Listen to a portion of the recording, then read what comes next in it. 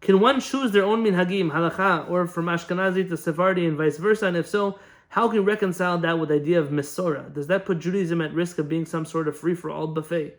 Why can't one pick and choose as long as one is leaning on an accepted rabbinic opinion in each case? I think this is a point that I neglected to mention in the first part. Before that, if I could just make a note. In the question of having a rabbi for yourself, there's a book that I recommend. I recommend it with great respect and great awe. I also recommend it with trepidation for two reasons. One, I believe very much that there are people who may not know what to do with information in this book and may shake up a lot of their belief that they have until now. Let me make a note.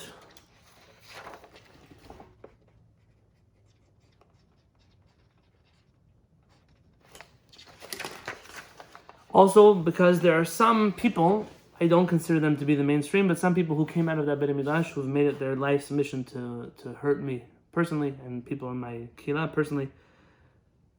But there's a book written by a tremendous Talmid Chacham, one of the greatest scholars that I've seen write, Rabbi Dr. Jose Faur.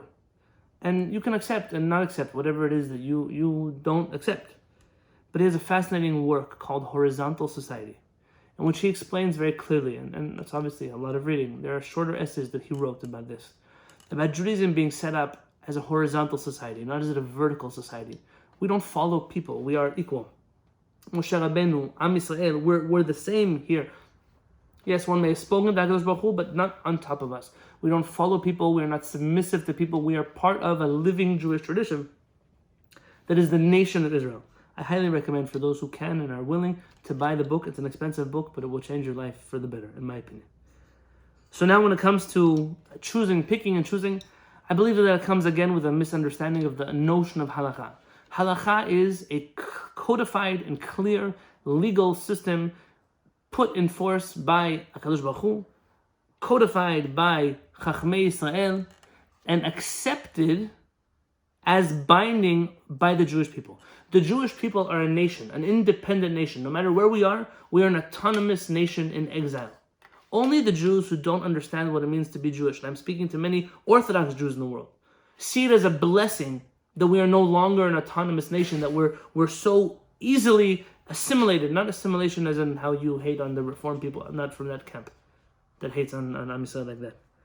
Who feel, wow, look at us, we're equal in every area, but we lost our autonomy as a Jewish people since we left the glorious countries we were in before.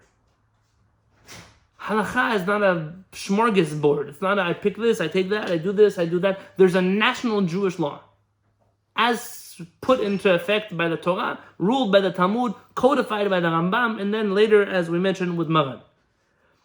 This rabbi says, that rabbi says, my rabbi, your rabbi, his rabbi, her rabbi, that. All of this chaos is not halachah. One doesn't follow this works for me here, that works for me there. If this rabbi doesn't identify with there's a Jewish nation, and this Jewish nation has a legal code that is binding, and it doesn't make a difference if your grandfather wore pants or wore a robe it doesn't make a difference. You still have to follow a Jewish law. Then at that point, that rabbi's opinion is no longer something you should be considering in your arena of choosing halachot and studying halachah. And so I think that if one truly understands halachah, it will stick to those whose consistency is we're an autonomous Jewish nation that has a code. I think something special about that code, when the Sephardim accepted Maran made a Jewish code, which meant that all the Sephardic communities accepted Maran, which meant if you were on trial for whatever reason, you had a business dispute in Turkey, but for whatever reason you now had to go to Morocco, the rulings of the Bedin in Turkey would be upheld by the Bedin in Morocco, which would be upheld by the Dayanim of Iraq, which would be upheld in Iran, which would be upheld in Egypt and in Syria and in Lebanon and in Libya and Algeria and Tunisia. The reason? Because they all followed the same Jewish code. Penal Code, Orach Chaim, chapter 413. Yoreh Da'ah, chapter 307. Choshen Mishpat, v'chen hala, v'chen hala. The Jewish people are united because no matter where you go, it's not like in America, state by state, there are different laws. There's a federal law. This federal law of Am Yisrael applies everywhere in the world. The Hamivin, and those who understand this, Yavinu, will experience tremendous joy from knowing that.